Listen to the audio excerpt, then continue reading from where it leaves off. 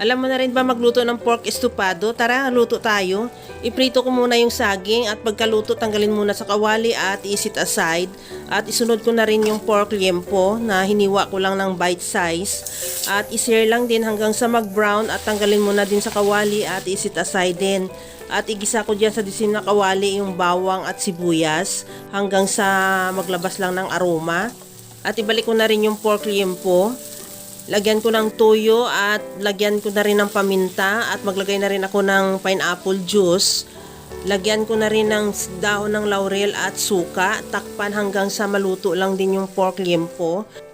Maglagay na rin ako ng asukal at ilagay ko na rin balik yung piniritong saging na saba at lagyan ko ng siling labuyo.